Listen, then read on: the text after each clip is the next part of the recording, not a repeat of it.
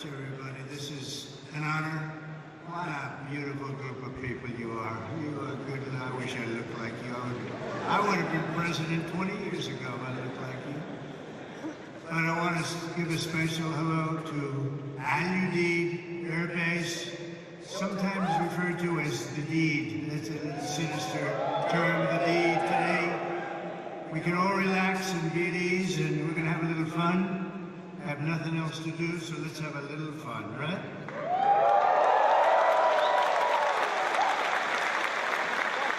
I'm thrilled to be here with the men and women who embody American strength and pride, the warriors of the United States Armed Forces. It's an amazing group of people. You are, without a doubt, the greatest fighting force in the history of the world. That's the way it is. I said it last night. I said it's strong. We have the strongest military in the world. Not even a contest. We have the best equipment. Nobody has equipment like us. Nobody has the planes or the missiles or anything else. And as your Commander-in-Chief, I'm here to say that America's military will soon be bigger, better, stronger, and more powerful than ever before. We just did a budget. The budget was the highest by far, over $1 trillion. It's a lot. It's a lot of stuff, and hopefully it's peace through strength. Hopefully we don't have to use it, because we use it. I feel sorry for the other guy, but we don't want to have to use it. I want to recognize a true warrior, and that's our Secretary of Defense. They put him through hell, the radical left did, and he's incredible. You know, he went to the best schools, he did the best stuff. He's a smart guy, and he's a great guy, and I just listened to his words standing backstage when he was speaking, and he really has it right on the peg. Pete Hexon, he's going to be great. You're going to love this guy. You're going to love him.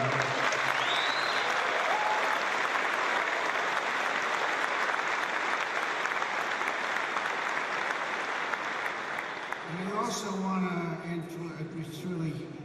influence you to clap for a man who's a great influencer. In fact, my son, Barron, said, Dad, you got to do an interview with somebody I hadn't heard of. But my son knew very well, he knows everyone. He said, Dad, this is before the election, you know, we won in a landslide in case you hadn't known. But he said, Dad, you got to do an interview with a guy named Theo Vaughn. I said, who the hell is Theo Vaughn? He said, Dad, he's such a big guy, you got to do an interview. So he knew all the names. I didn't know the names. And where is Theo? He's around here someplace, I think. Hey, Theo, thank you.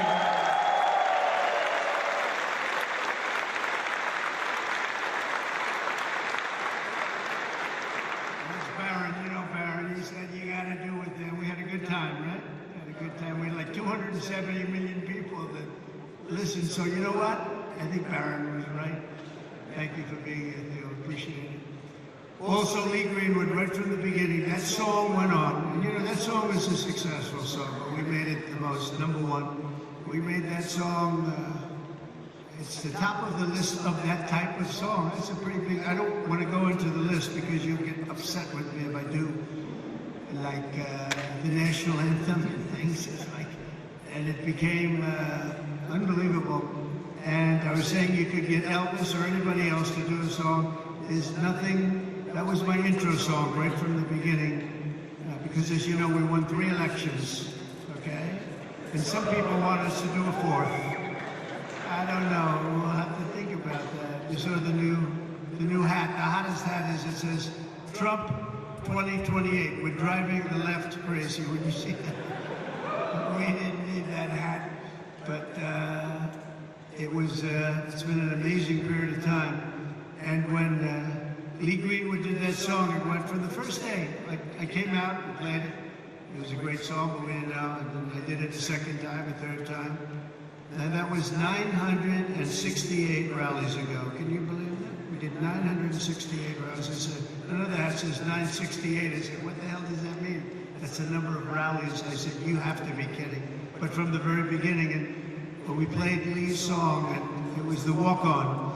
And then for the last inauguration, I had all the big singers, they wanted to do a song for me, and they wanted to have me walk on to their song. And my people, oh, no, be nice, be nice. And when I heard about it, we were all set. We had a lot of them. And I heard about it. I said, I'm not switching. Are you kidding me? I'm not switching. So we stick with Lee. But there's nobody could have done better than Lee. And he's been so loyal and so great. And it's been really about 9 years of that stuff. And, you know, we had really, honestly, we had 3 unbelievable campaigns. And it's been an honor. And there's nobody been stronger than the military in terms of backing us. Nobody. So I just want to thank you all very much. Great honor. Thank you very much.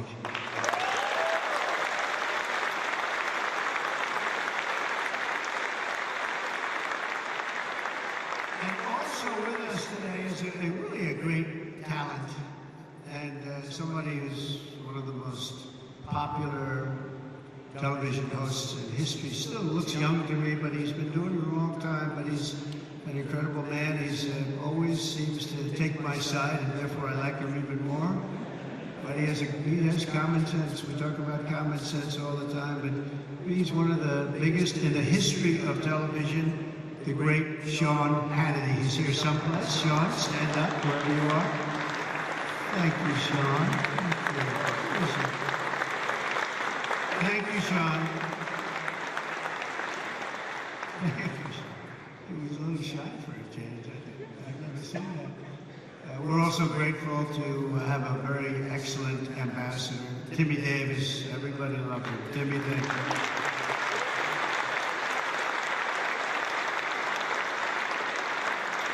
Along with you, great military leaders, these are real leaders, these are real tough cookies. Lieutenant General Derek Trapper France, Major General David Shoemaker, Brigadier General Richard Deuce Dickens, Chief Master Sergeants Chris Murphy and Joshua Wiener, and Colonel Brian Ellis. We want to thank you, amazing people. They're real leaders, and this is one of the great bases anywhere in the world, and we're lucky to have them. Thank you very much, fellas.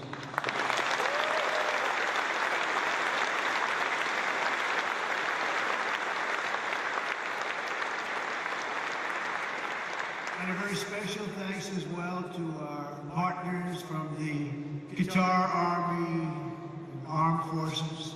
Let's give them a really special hand. They are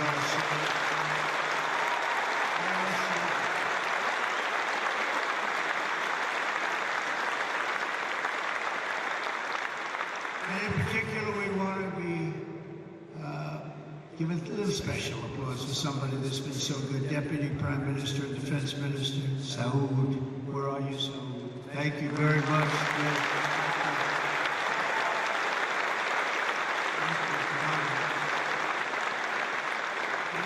We signed an agreement for Qatar to purchase $42 billion worth of the finest American military hardware, including THAAD missile batteries, Pegasus refueling aircraft, Desert Vipers, light armored vehicles, amphibious combat vehicles, the MQ-9B, and the Sky Guardian drones. That's all the best stuff. If it isn't, please stand up and tell me we'll get something else.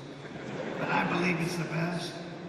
Qatar will also be investing $10 billion to support this massive base in the coming years, and there's no place like it, they say.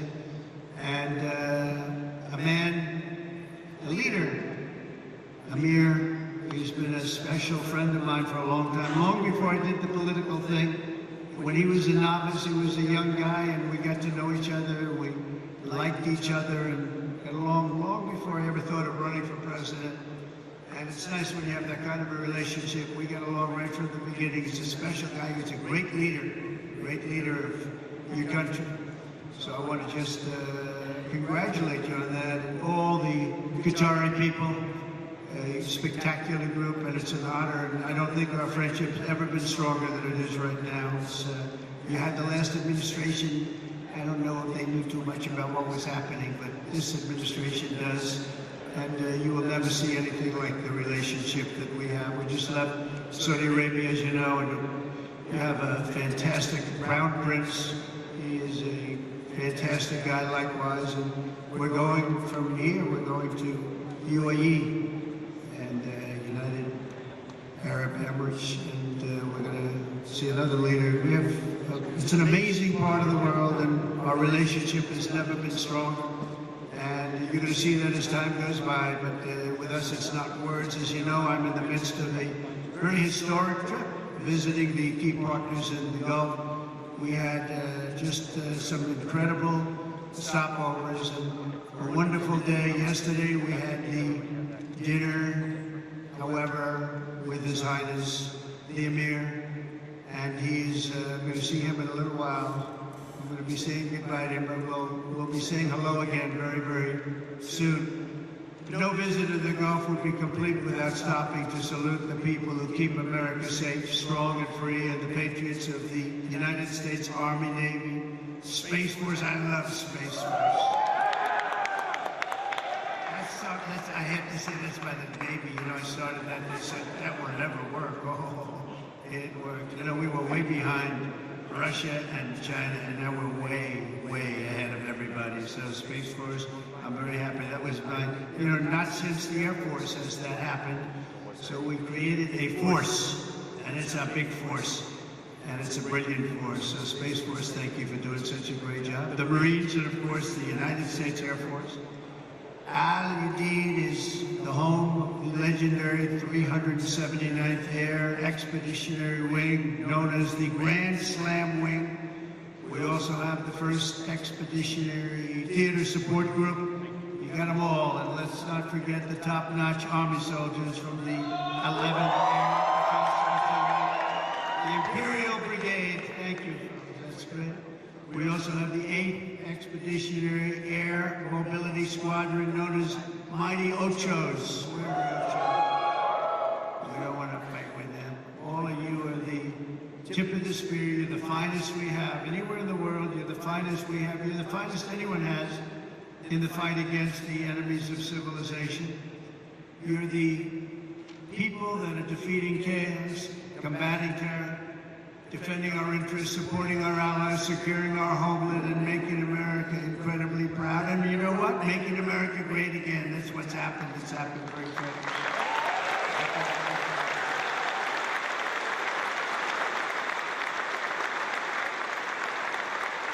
As president, my priority is to end conflicts, not start them, but I will never hesitate to wield American power if it's necessary to defend the United States of America or our partners.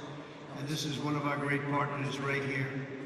When we're threatened, America's military will answer our enemies without even thinking about it. We have overwhelming strength and devastating force. And we had people that didn't like to talk about that, you know? They didn't want to talk about the level of quality that we have. They didn't want to talk about anything. We're going to have a big parade this year, you know, in Washington, D.C., a real parade.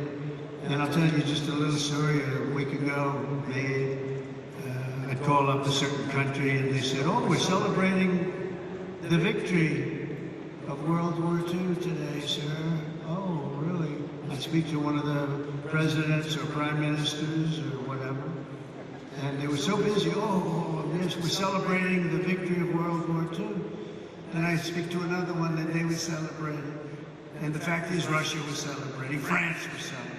Everybody was celebrating but us. And we're the ones that won the war. We won the war.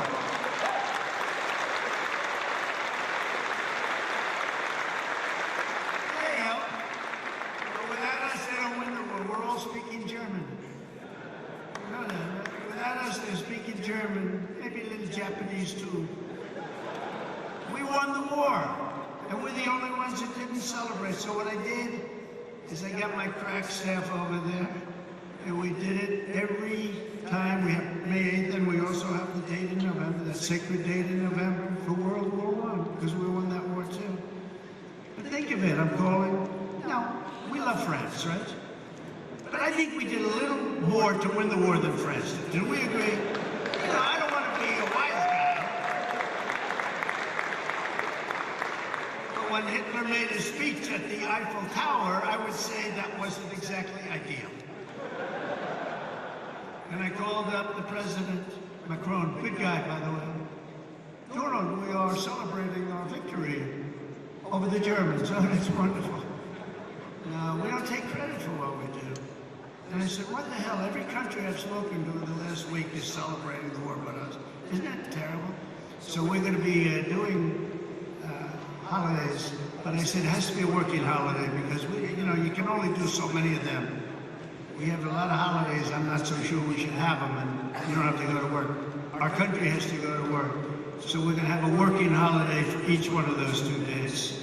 And we're going to be celebrating too, because we should celebrate more than anybody else. And others did help a lot, but nobody helped like us. We wouldn't have won. I mean, the fact is, not winnable without us. And now we're stronger than ever before. You know, I rebuilt the military in my first term. We had a great first term every way. We had the greatest economy ever, stock market up 88%, the biggest rise ever, all of that stuff. But the second term is going to be even better. We have over $10 trillion going to be invested in our country. And this little tour didn't hurt, I will tell you. Between the 3 great places, I recently announced that I'll approve an unprecedented $1 trillion, as I told you. It's going to end up going higher investment in the U.S. Armed Forces, and that's a record as part of that effort. I signed an order to build the Golden Dome missile defense shield to protect our country from missile attack. Is everybody okay with that?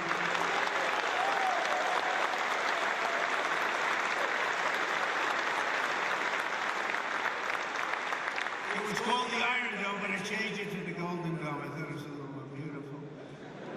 Maybe a little more modern or something. But we're going to have it, and it's amazing, actually, what they do. It's going to cost many billions of dollars, all made in the USA. I want it all made in the USA. The days of making our parts all over the world because we have wonderful partners now. It's America first now. America first. We're going to make it all in the USA. And we're going to, by the way, it's America first, but we're going to take care of other countries. We're going to have plenty left over. Because we're doing things now. You know, 6 months ago, our country was laughed at.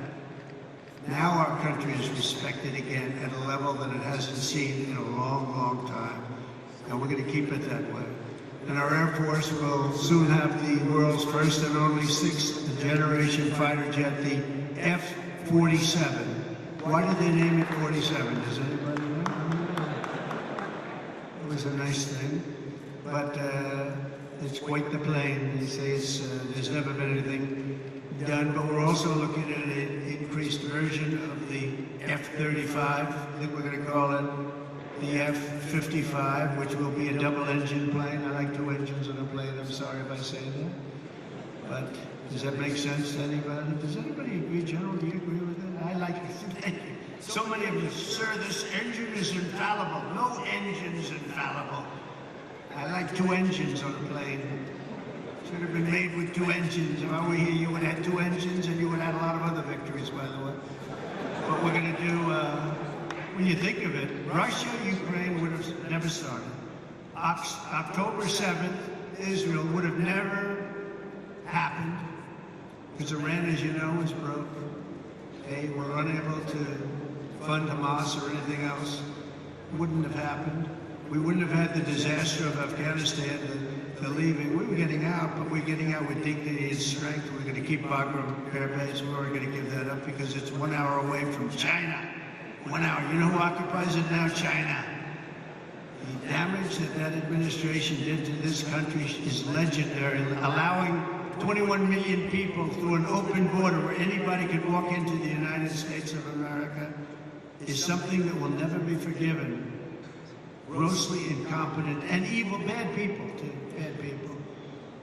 But the real strength of our military doesn't come from its fighter jets. It really comes from our people. That's you. It comes from our people. You're unbelievable people. The aptitude and all of the things you have to do what you do. You know, I look at some of those engines, and I'm a pretty smart cookie. I would tell you I'm real smart. And I look at you and you take those engines apart and put them back together, blindfolded, and fix them up. It's amazing what you're able to do. And then to fly them, just incredible. You're incredible. You're a very special group of people. And that's why my 2026 budget includes across the board. Maybe you don't want to, look, for the good of the country, you don't have to take it. Pay raises for each and every one of you, substantial pay raises.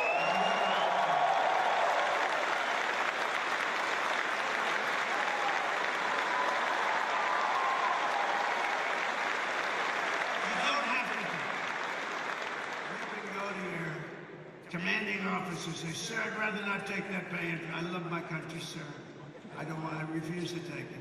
Anybody here, raise your hand, please, if you refuse to take it. That's it. Well, at least we have smart people. That's good. So you do your duty for us, and as Commander-in-Chief, I will always do and fulfill my duty to you. That's what I'm doing. Under the Trump administration, we're liberating everything in our armed forces from really radical social experiments carried out under the previous administration and beyond that, and actually beyond that, and restoring the strong and fierce spirit of the American warrior, the American fighter. On day one, I signed an executive order stopping our service members from being forced to endure endless training sessions on political correctness. We don't care if you're politically correct. And I directed the reinstatement of all patriots expelled from our military by the COVID vaccine mandate, which should have never happened. They're being returned at their former rank with full back pay. Very important. After years of not making our enrollment targets, to me this is the biggest thing. Our military suddenly has the best recruiting numbers that perhaps they've ever had, but certainly in 30 years. Think of that. You go back 6 months ago, we couldn't get people to join the military. Nobody wanted your job. Now everybody wants your job. So we went from having the worst numbers we've ever had in terms of recruitment. That included police officers also, firefighters, but police officers. But in the military, think of that. You couldn't get people to join the military, and now we're brimming over. We have the highest numbers we probably, minimum 30 years, but probably have ever had, because there's such an incredible spirit now in our country. We have a whole new spirit, and it began on a date, November 5th, that was election day. Under the Trump administration, America is back, and America's military is back, bigger, better, and stronger than ever before. Since my inauguration, service members stationed throughout this region have terminated 83 major terrorists operating across Iraq, Syria, and Somalia, including the #2, just recently global leader of ISIS. And I knocked out ISIS, as you know, in my term. They said it was going to take 4 years. I said, why 4 years? It's a long time. And then I met a General Raisingane. He's now the head of the Joint Chiefs of Staff, right? And he was great. He said, we could do it in 3 weeks. I said, well, I was told 4 years, General, by your television generals in Washington, D.C. And he didn't want to be disrespectful to them. He said, sir, I'm telling you, you want, we can do it in 3 weeks. And that's what he did. He knocked out 100% of the ISIS caliphate in 3 weeks.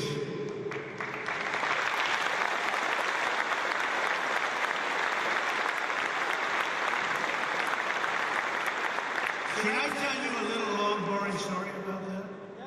Yes. Okay, some of you have heard it because it's sort of a cool story, but I was wondering why we couldn't defeat, ISIS. We have this great military, all these great jets that we have, new, all over the place, the best in the world, the fastest, the best. And I went out and I said to a certain general, Washington, D.C., a television general, not much of it. There's a real general on the television. You have the television guys and you have the real generals. And I said, General, how long will it take us? Because it doesn't make sense. We're spending a lot of money on defeating ISIS. And they don't have great equipment. They, in many cases, don't even have equipment. They're vicious, and they are good fighters. We always have to respect that. Sir, it'll take at least 5 years, sir. I said, 5 years? That's a long time. I mean, we have jets, they have knives, and it's going to take 5 years. Yes, sir.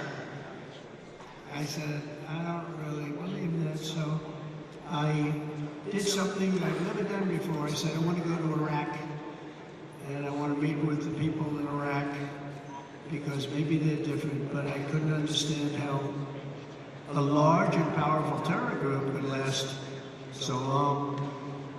And so I scheduled a flight, meaning I left at 3 o'clock in the morning. It was pitch black. We left very, very under guard. We traveled through Washington, D.C. There was nobody around. Got to the hangar about 3:15. Air Force One was waiting for us. Pilots, best looking human beings I've ever seen. Even better looking than Tom Cruise, and he's a friend of mine. Okay. These guys were central casting, and they could also fly. And we headed out about 3:30 in the morning, pitch black. We headed for Iraq, and nobody knew I was going, nobody. And we're flying, and we're starting to get close. And they come to see me, and they say, "Sir, we have a problem." What? "We're flying over enemy territory very soon, sir. Could we please turn off your lights?" I said, "My lights? We're flying in Air Force One. We just spent trillions of dollars on fighting, and you can't fly in with lights on?" "No, sir, it's very, very dangerous out there." So I said, "Oh, obviously turn them off." Then he comes in addition to the lights, we want to turn down the shades. So I said, "You mean not even shades?" "Okay, we turn down the shades." And I said, "I want to go upstairs." This is 747, 2 levels, beautiful plane. Just ordered new ones, by the way, beautiful new ones. And Boeing just, by the way, did the biggest order in the history of Boeing. Just did with your beautiful territory right here. They ordered, I think, 160 planes. I think it's the largest order ever for aircraft. So I salute the people from Boeing, Kelly, and everybody, and General Electric. The engines are General Electric Super Prime, and I really think it's great. Congratulations. But I go up to see the pilots because I love sitting with the pilots.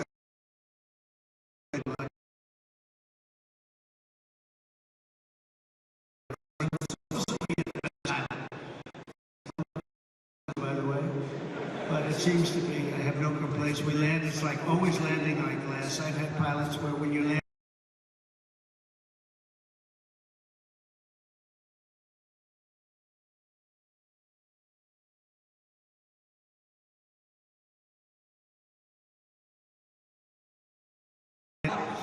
but these pilots land, and the 747's a hard one to land.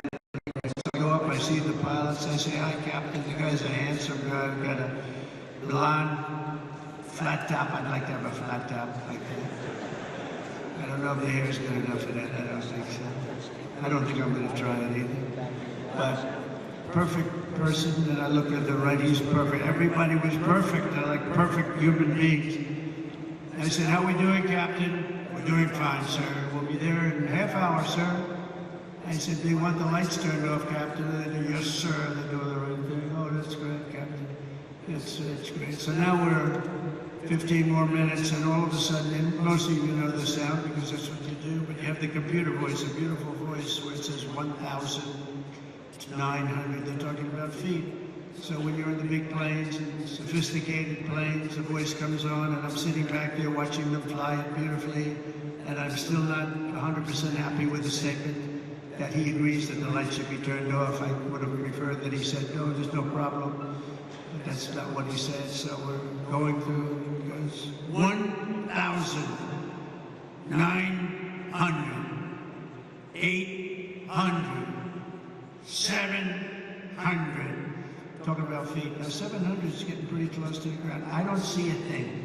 There's no lights, there's no runway, and I've done this a lot, and I always see the runway in the distance. I have fairly good eyes. I'd say for my age, extremely good eyes. And I don't see a runway. 600, 500. Captain, are we okay? "Yes, sir. We'll be landing in just a few minutes, sir." 400. "Captain, are we okay? I don't see a runway up there, Captain." "We're fine, sir. No problem, sir." 300, 200. I'm saying, "Captain, you sure we're okay here?" And he said, "We're fine, sir." And then, boom, it just lands that thing so beautifully, and I see they had no light, they had no nothing. I don't know how the hell they do it, okay? All I know is we landed like And to him it was routine. And I'm trying to pretend I'm cool as a cucumber, you know. I mean, just to be cool as a cucumber. And I'm like, you know, I'm like, I'm not happy. But after we land, I actually went to my people and I said, I want to ask you a question. I did a very brave thing just there. Is the president allowed to designate himself for the Congressional Medal of Honor? And they said, sir, honestly, that wouldn't be good. I said, okay. So anyway, we get I kid. You know, I have to say I kid because the fake news is back there, and they'll actually, no, it's, and they'll say that the president wanted to give himself the Congressional Medal of Honor, and he was talked out of it by his staff. So anyway, so I get the door opens, we have a platform. I see down, I look down, and I see these are all specimens, just like you guys are all perfect people. And I'm seeing a couple of generals, a couple of staff sergeants, drill sergeants, but everybody's like from a movie. And I walk out of the plane and meet the first gentleman. And I said, what's your name? He said, Kane, sir, my name is Kane. And I said, hello, Kane, what's your first name? Well, they call me Raisin. I said, wait a minute, Raisin, you mean like Raisin Kane? Yes, sir, that's what they call me. General, I love you. You're the guy I'm looking for, General. You're the guy I'm looking for. So it's Raisin Kane. It's Daniel Kane, but Raisin Kane, they call him. Then I met another general, I met a colonel, I met a sergeant. We all, they said, sir, would you like to rest? He said, what do you mean rest? I've been resting in the plane. I don't want to rest. What do I have to rest for? He was thinking about Biden to come, okay? Biden would have rested the entire trip. He wouldn't, first of all, he wouldn't have made the trip. But if he landed, he would have been rested for about 5 days before he had the first meeting. And I said, no, let's go have the meeting because I want to find out what's going on over here. We're spending a lot of money and people are being killed. I want to find out why it's taking so long. So let's go right away. So we went to almost like just a very secure room that was in the form of a boardroom. Very professional, however. It was very highly sophisticated with the equipment. Best you can buy. We have the best you can buy all the time. But I went into the room and I said, General, so they tell me in Washington it would take 4 to 5 years to defeat ISIS. And I want to know from you, is that true? Is that, no, sir. But it's not my place to say, sir, because they are the ones that call the shots. I said, well, if you disagree, it's not the military way, so you have to listen to them. That's the chain of command. I said, oh, that's great. I'm not sure I like that system. But how long do you think it would take you if I gave you total authority to go and knock the hell out of them? So it would take approximately 3 weeks. I say, say it again, General. I was told 5 years. Sir, it'll take 3 weeks and you'll have time left over. I said, you gotta be kidding me. Where the hell have you been? And then I sort of was really in disbelief because I said, you know, I've been here for so long, we've been fighting it. How long will we fight him? 18 years or something? And here's the guy telling me 3 weeks. So I said, General, how do you do it in 3 weeks? He says, well, sir, I don't like saying this because I do have people who watch you, but I'm going to say it. We have portable stations, we have portable runways, we have runways all over the place, we have other bases, and we're being forced to fight them from a very far away distant base, which is right here. And by the time we get there, we have to come back because there's no fuel. And we're way too far away, sir. And they're over here, and he shows me a map. And we're over here, and we're all the way here, sir. I said, why didn't they use the other bases? Well, they didn't want to disturb the country where those bases were located. I said, we give those countries billions of dollars. We can disturb them a little bit. They wouldn't know what we're doing anyway. Are they going to know where the planes are going? Not really, sir. I said, so what would you do different? He said, well, sir, I'd start from here, and he went through a whole thing. And I'd hit him from the left, I'd hit him from the right, I'd hit him from underneath, I'd hit him from the top. I'd hit him from every angle, sir. I'd hit him so hard and so fast they wouldn't know what the hell is happening. He said, and you think you can do that in 3 weeks? Yes, sir, we're going to have time left over. And I said, let me think about it, General. I went back to Washington, and I spoke to a couple of people, and they said, I don't think so, sir. I think you're talking about years of fighting.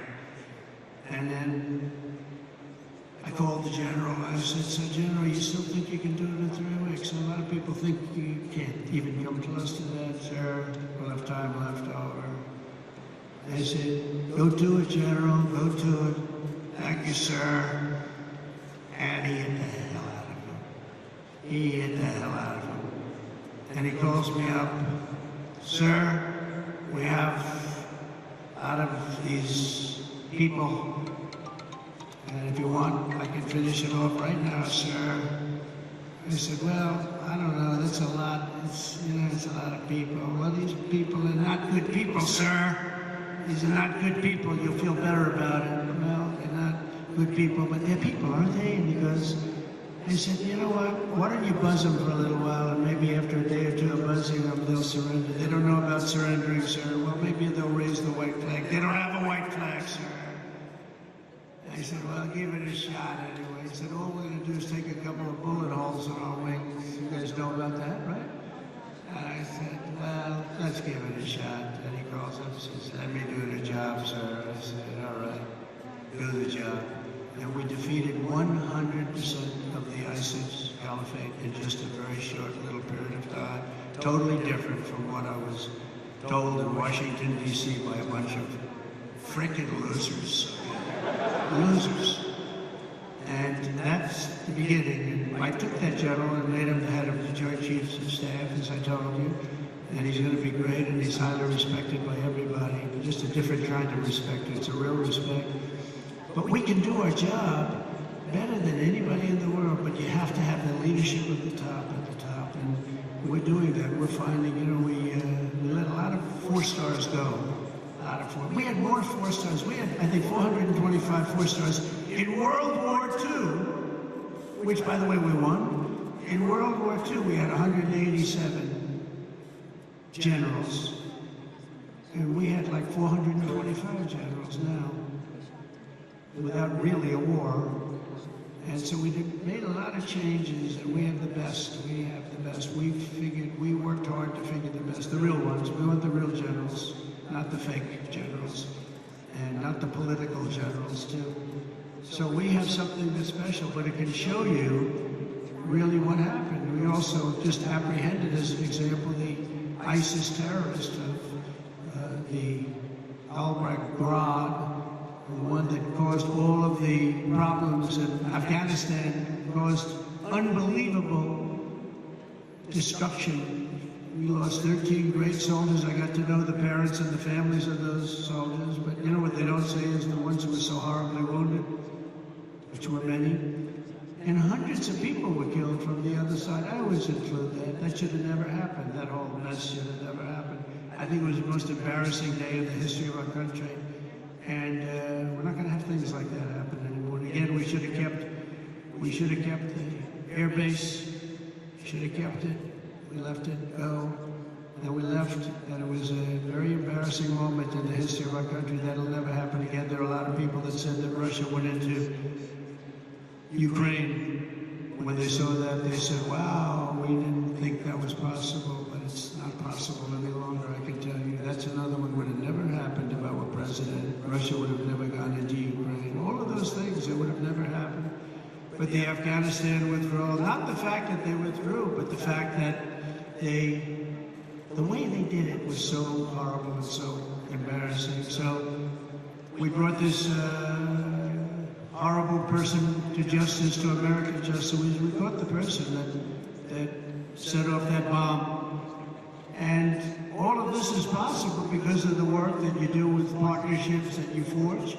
In this case, it was Pakistan.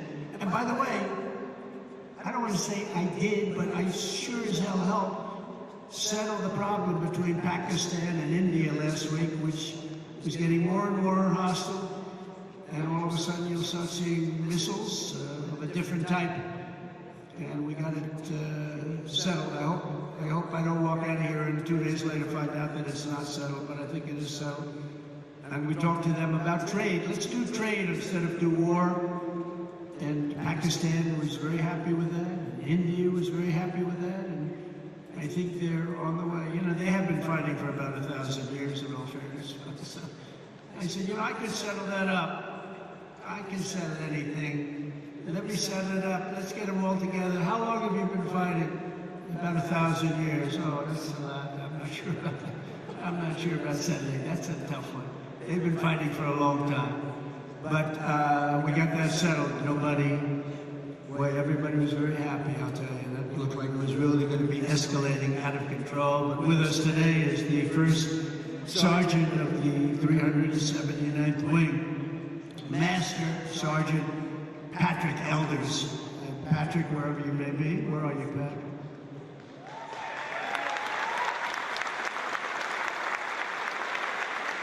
Handsome guy.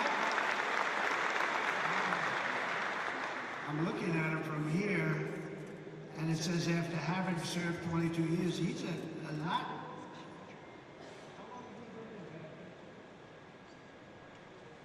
That's amazing. It looks like he's like 25 years old. I'm saying 22 years. He said, we must have this mixed up. We don't have it mixed up. I guess when you love what you do, you stay young, right? And he loves what he does, no doubt about it. But having served over 22 years in the Air Force, he's one of his, right now, this is his 6th deployment. But this time it's a little different because his stepson, Airman First Class Ashton Inman, is on his own first ever deployment nearby in Kuwait, right now in Kuwait, which is really incredible. Master Sergeant Elders is proud that 2 generations of his family are now serving the same mission in the same theater, protecting the same great American flag. So say hello to him.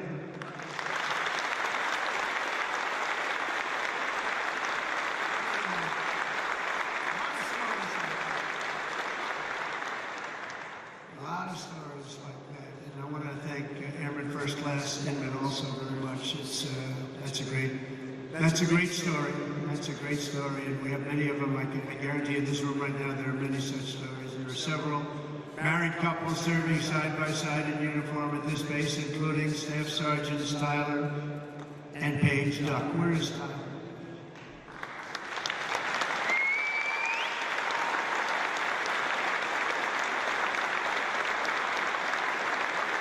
For years, they grew their relationship while Paige was deployed in the UK and Tyler was halfway around the world at Joint Base Elmendorf, Richardson in Alaska, conquering a 14-hour time difference. That's a lot of time difference. And now they're together at Udeid, and it's really great. So Staff Sergeants, congratulations, it's fantastic. The American people never forget that our service members and their families make incredible sacrifices each and every day so that all Americans can be safe and be free, and we love our amazing military families. Our military families are as good as you can get.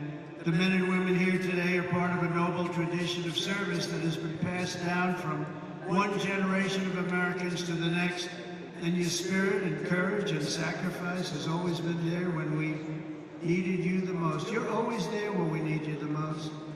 With us today is Master Sergeant Michael Schlow, who happens to be from a small town in a place called Butler, Pennsylvania. Has anybody heard of Butler, Pennsylvania?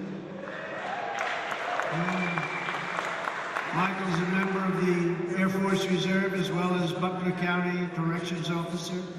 And last July 13th, he attended the rally where an assassin tried to take my life. He gave it a shot. Not good. Or someday. As soon as the shots were fired, Michael raced to direct law enforcement toward the sniper's perch, then worked to evacuate the rest of the crowd in a very safe manner. But Master Sergeant Schlow would be the first to tell you who the real hero was that day. He personally knew and really liked. Veteran firefighter, also a veteran of the military, a great veteran of the military, who laid down his life for his country, really laid down his life for his country. His whole life was about his country. Corey Comparator, and he's become somewhat of a legend, I will tell you. He took a hard shot. He took a hard shot guarding his family. Master Sergeant Schlow, your commitment represents the very best in America. Thank you for your incredible service that day and forever, because that day was a horrible day, but you acted with incredible bravery. We've got reports about what you did. It was really amazing, and I personally appreciate it. It was a rough day. We don't want to have days like that. But Corey was an incredible guy, lost his life, guarding his wife and children. Every American warrior here today inherits a legacy of exceptional patriots who have defended our freedom for nearly 250 years. You carry on the glorious tradition of the heroes of Lexington and Concord, Gettysburg and Belleau Wood, Normandy and Midway. You embody the spirit of the soldiers who hoisted the flag over Fort McHenry and the Marines who planted the stars and stripes on the summit to Iwo Jima. That was a rough attack.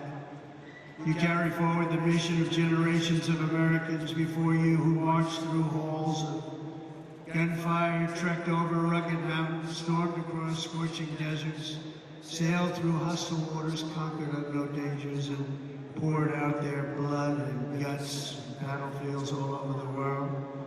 The military is incredible, and we won our independence. We preserved our union, protected our way of life, defeated fascism, crushed terrorism, liberated millions and millions of people from bondage, and brought communism to its knees. That's what we did.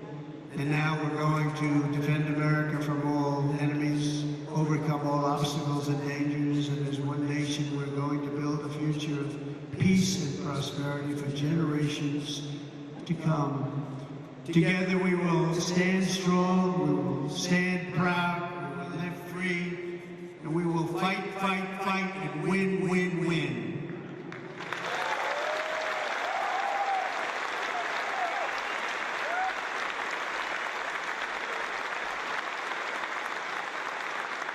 So, my trip is 4.5 days, but this is the one I was so looking forward to because I'm with the people that I really love and respect.